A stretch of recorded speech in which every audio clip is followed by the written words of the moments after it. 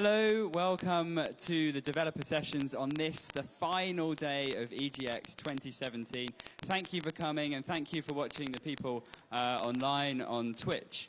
I'm Bertie, a writer for Eurogamer, and we have a marvelous session planned for you next. So, Lego of all your worries, as I introduce Phil Ring, the executive producer of Lego Marvel 2. Welcome to the stage. Hi everyone. So my name's Phil. I'm going to show you a few different bits and pieces from the game. We're going to start off with a trailer. We're then going to roll into some gameplay. And I think we're actually going to have some questions at the end. So if there's anything you guys want to ask, feel free to at the end in the question section. So we're going to jump on and we're going to show a trailer. And the trailer is actually showing one of the features we're going to show in the game. So we'll roll the trailer.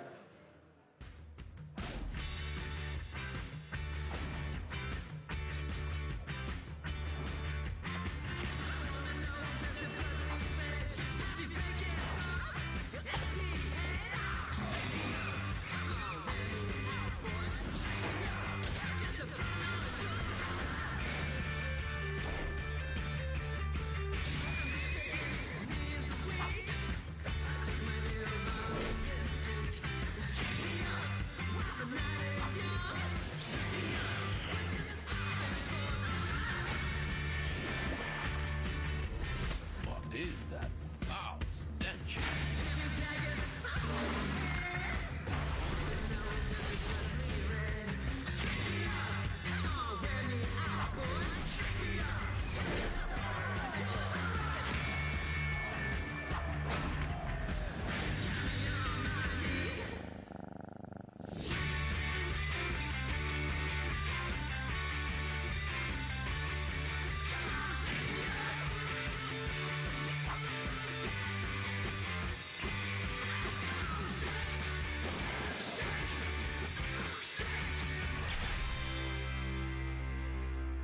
Wow, what a rush.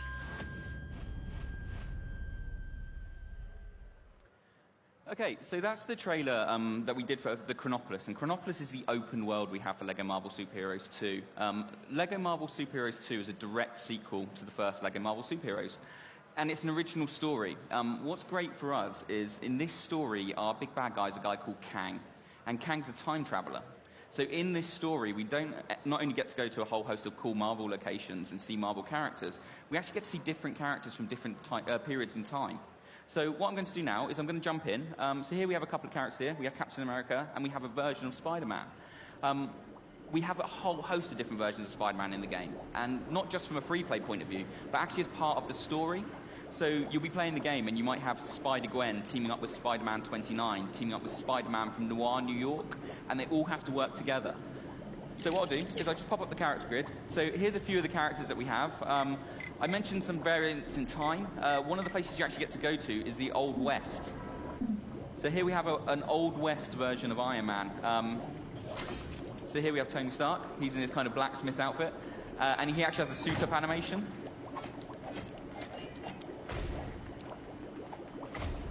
Cool. And then he's ready to go. And he's kind of in almost like a slightly steampunk kind of version of Iron Man.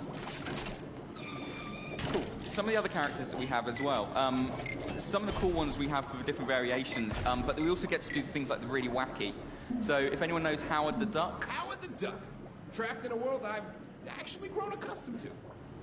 So, and he also has a suit-up animation. And he puts on a fire hydrant and becomes Iron Duck. So that's something that does exist in the comics. What's great as well is we're not bound by just doing things that feature in the comics or things that feature in the films. We really get to pick and choose, which is why we get this whole host of characters that we get to come together. So what I'm going to do is I'll just head outside of Avengers Mansion. Maybe you've already seen it, but some trouble is going down near where you are. And this is where we get to show you a little bit of Chronopolis. So what I'll do is I'll switch to a character. Or sliced in half during the formation of my glorious world, then why not consider signing up to Kang's Army, where every recruit gets a bed in our comfy barracks. Bring your own towel. here we are in Chronopolis. Chronopolis is a massive open world. It's something we've done that's completely different. As I'm flying around, I'll kind of start to point out some of the locations along the way. We have Man-Thing Swamp. We have Wakanda. This is medieval England. Out the back there, you'll see places like Asgard, Sakaar. If I fly over this way, you see in the very background, you see the ancient Egyptian pyramids. You actually get to go there. There'll be characters there. There's quests and like people that you will be able to interact with that are all part of this world. I can even dive down.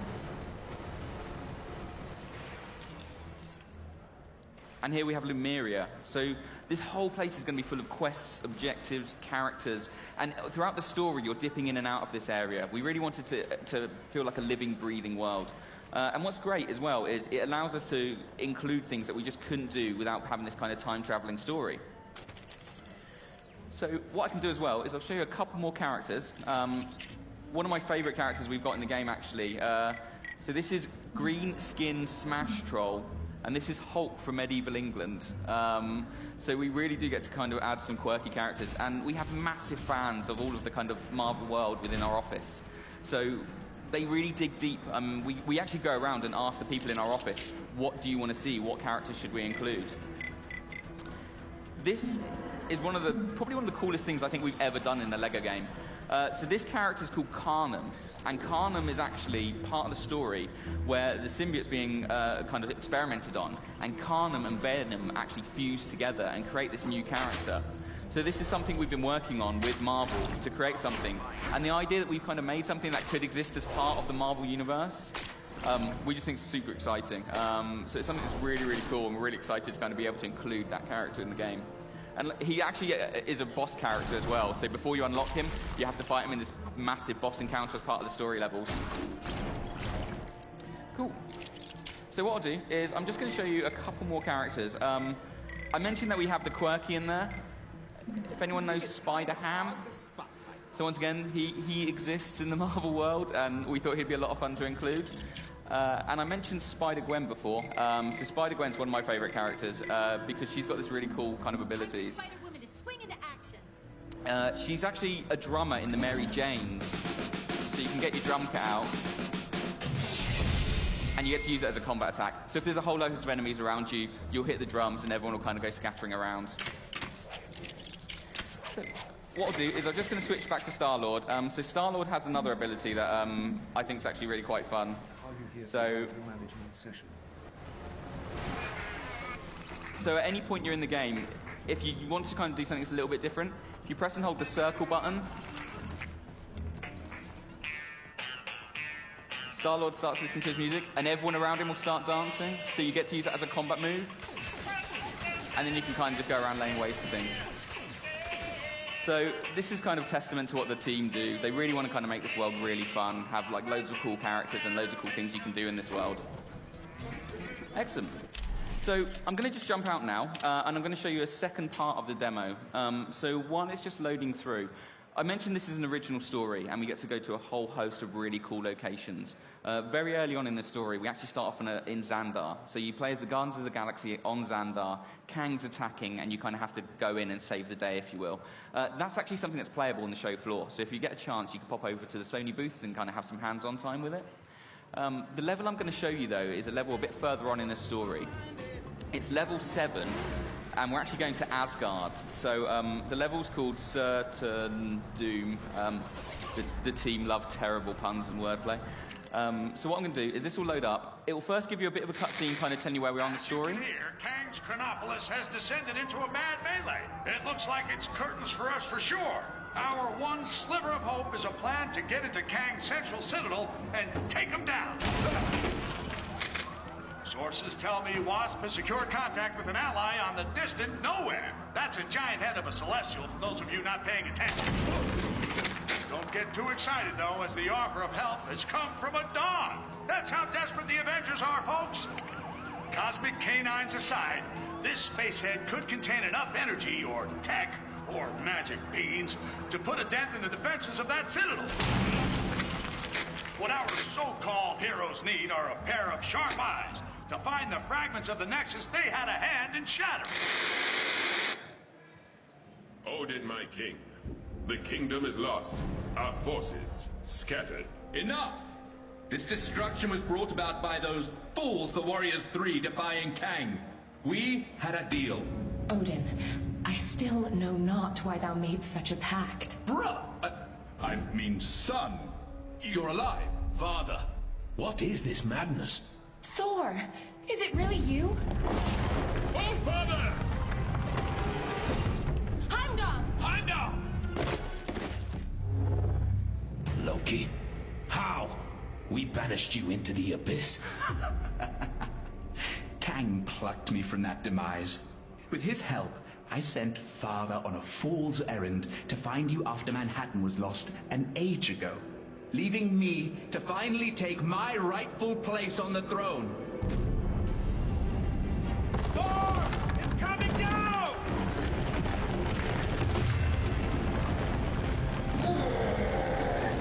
Asgardians! Finally, I will exact my vengeance! Surtur, foul beast! I'm going to take your realm, Thor! We shall see about that, Surtur. Sons of Muspel! Daughters of Fury! Monsters of the Flame! Our time has come! Sound the battle cry that all who live may hear it and despair! March to destruction! March to the fall of Asgard! What the heck are those things? Surtur's minions. Pesky beasts, but they are no match for us. Okay, so here we have a boss encounter. So as I mentioned, this is level 7, and this is where we start to get to see bits and pieces where some of the characters. You may notice we have 2 versions of Thor in the party. We have kind of classic Thor, and we have Thor when it's Jane Foster in control of Mjolnir. And that's kind of just a little bit of a kind of tease on the type of things you get to do in the game with the character variations. So what I'm going to do is I'm going to play through this level, show you some of the characters, show you some of the mechanics. So what we have to do is, so Surtur, he's on fire, so we're going to try and figure out a way to put him out. We're basically going to throw lots of water bombs and things like that at him. So if I take someone like Captain America, you can see this Captain America shield switch. If I just throw a shield in,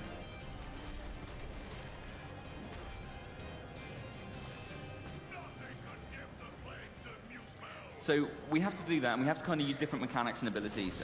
Captain America, he's made a return from the first LEGO Marvel Superheroes, and he's got some brand new abilities as well. So you can actually charge it up, and he'll surf around on his shield, which you can use to take out multiple enemies. And we also have the return of things like the team-up moves. So in combat, you may see a little bit later on, I'll be able to kind of merge the 2 characters together and use some different abilities. We wanted the combat to feel a bit different, to feel like it's something that you've not seen in a LEGO game before. So we actually have different enemy types as well. So certain enemies will have things like they might have sets of armor on, or you might come across a goon who's got like a flamethrower. So you have to think of a different way to be able to get around them. So you might take, for example, someone like Star-Lord and use a gravity mine. You throw the gravity mine, it lifts them off the floor, they might drop their shield, and it gives you a bit of a different chance to kind of take in the combat. So I've just switched to Thor Jane Foster, and I'll charge up. Now that it's charged up, I can actually use the ability to kind of charge up any electric points.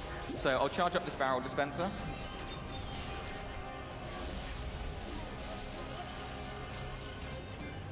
And then once that's fully charged, I can then use any character with super strength to come along, pick up these barrels, and then we need to throw them at Surtur. So I'll head over.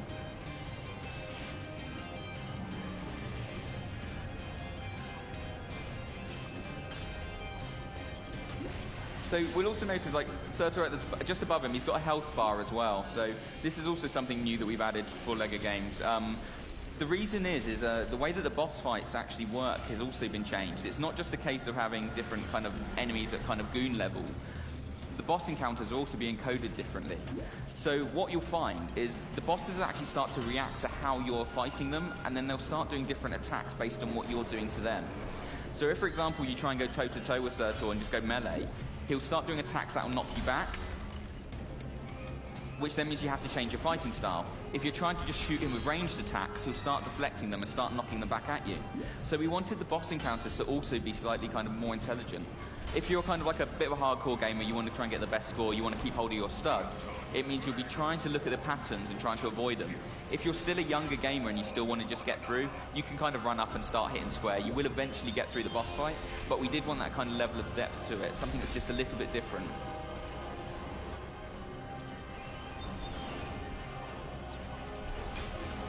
So I just need to take Surtur down a few more times.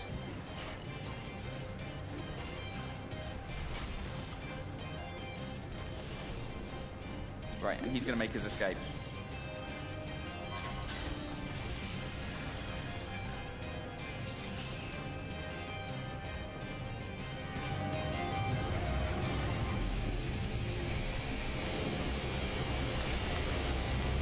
Okay, so Loki has his Chest of Winters, so we're using that to actually stop the attack that's coming through. He's now just helped out his kind of new teammates as you just joined up in this level. But unfortunately, our catapult that we were using has now been destroyed. But very luckily for us, there's actually a Captain America spot underneath. So what this allows us to do is we can actually go up to it, and then if we press the circle button, hang on, I'll just get this goon out of the way. And what we can do is we can use this new ability where Captain America has, where he can throw his shield. So if you've seen any of the Avengers films or anything like that, he's always kind of rebounding his shield off multiple things. So we look for this point here, and we throw the shield. And it's going to ring this bell, and it's going to call in some help from another character. The character that's coming in, I think, is actually a very cool addition.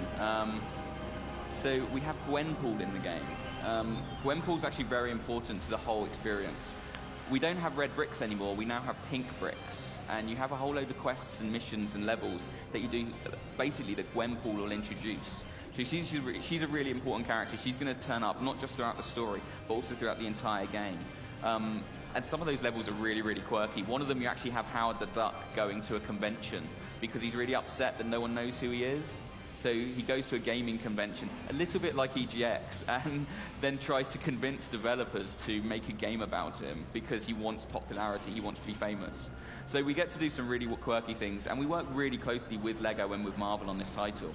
And so being able to kind of do bits and pieces like that, it's really fun, and the team have a lot of fun kind of putting all these bits together.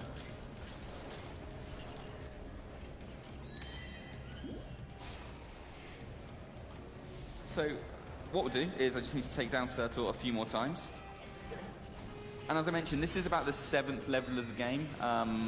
We have I don't think we've revealed the full number level list, but this is one of the largest games we've ever made. Like I say, the story's really cool, it's really branching. We actually have points where you get to select what part of the story you want to play. So there'll be moments when you sit there and go, actually, I want to team up with Spider-Man and Kamala Khan. Or you'll sit there and go, no, actually, I want to go team up with Captain America and Thor and go off and do different story paths. So we kind of have this branching story that goes through different locations. And then, of course, it all comes back together, and we have this big encounter with Kang. This is actually something we did tease at the very end of the very first LEGO Marvel Superheroes. So if anyone managed to get through the whole game and see the end credits spoiler, there was this actual moment when the Guardians of the Galaxy arrive on Earth. That's actually the very beginning of this game. This is where we kind of pick things up from. And we also worked with a Marvel writer. It's a guy named Kurt Busiek, and he's basically an authority on Kang. He knows he's done some of the best Kang storylines ever. And it's great that we actually get to do that because it means that we have a really kind of authentic Marvel experience, but kind of told through the LEGO way we show these stories, the LEGO lens of what these characters would be like.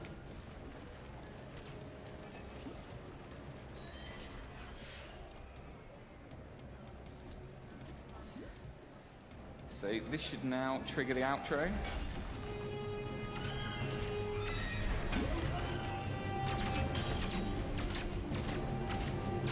Fall, Surtur!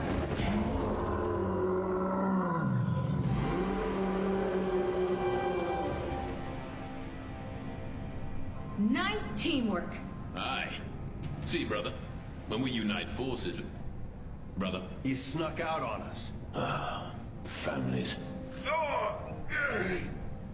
Heimdall, thank the World Tree you survived. Mere rocks won't break me. We have much to discuss, and we require your aid locating shards of the Nexus. Curious. Loki was asking of the same. Then go with them. I will keep vigil here should Surtur return. You make a most worthy Thor. Let's regroup back in Manhattan. Finally! I've always wanted to visit Broadway.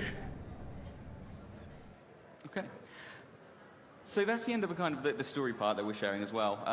Just before we move on to the Q&A section, one of the things that we're also talking about for LEGO Marvel Super Heroes 2 is we have a 4-player competitive mode in the game.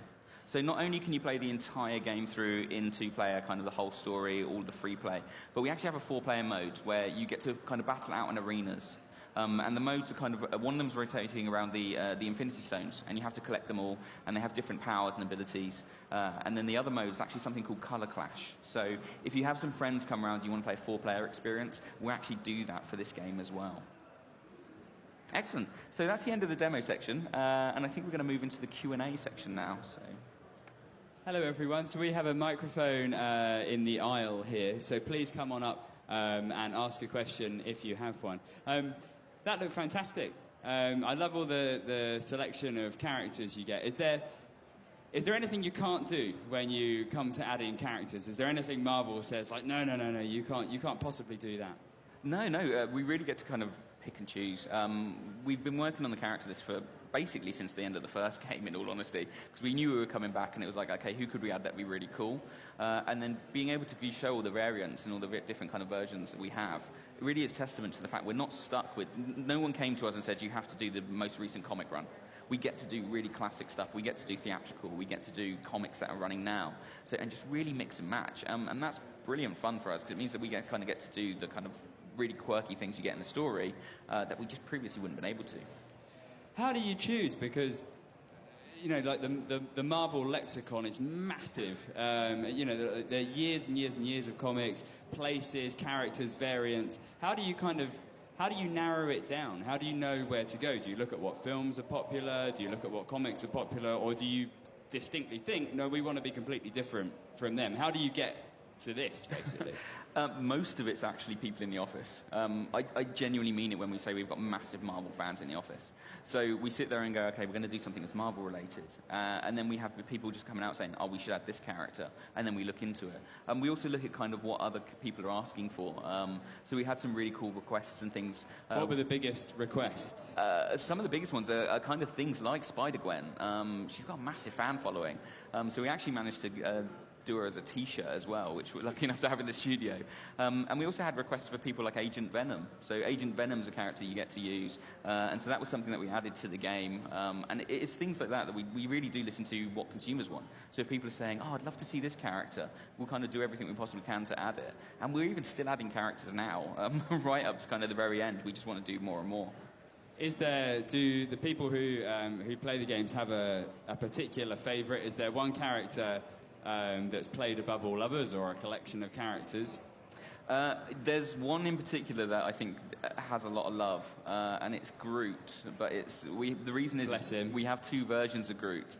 We actually do have Baby Groot in the game, but with Kang being a time traveler, he actually gets some of his tech. So you get to run around as Baby Groot, which is just the cutest thing ever. And then you get to use the kind of time tech to turn him into Adult Groot, which gives him a whole different load of abilities. So then, of course, you can kind of stomp around and defeat lots of enemies. But being able to kind of switch between the two is brilliant. And I spend ages running around the Chronopolis as Baby Groot. It's just really cute. So. Does he have the Groot dance? Has he got a little dance? Has he got a little special? He might do. I can't give everything away. But yeah, it's something to look out for. If you kind of look at what he does and kind of leave him alone for a little bit, he might start to have a little bit of a boogie. Are there any places or characters you'd still like to get to? Is there anything that you personally would be like, man, I wish we could get this in a game? Actually, like I say, we're lucky enough that we've been able to do it. I mean, we've even got some really cool things like the Inhumans are going to be in there. So you get to play as Lockjaw, and he's got his kind of teleporting abilities and everything. And it was just one of these things that not only just from a kind of like, can we do this, can we add this to this game, but how do you even play as that character? And the team has done a brilliant job of being able to make it kind of feel really, really intuitive and really fun. And so that was one of these ones I was just sat there going like, oh, wow, we've actually done that. So that's really cool. Fantastic. Well, thank you very much.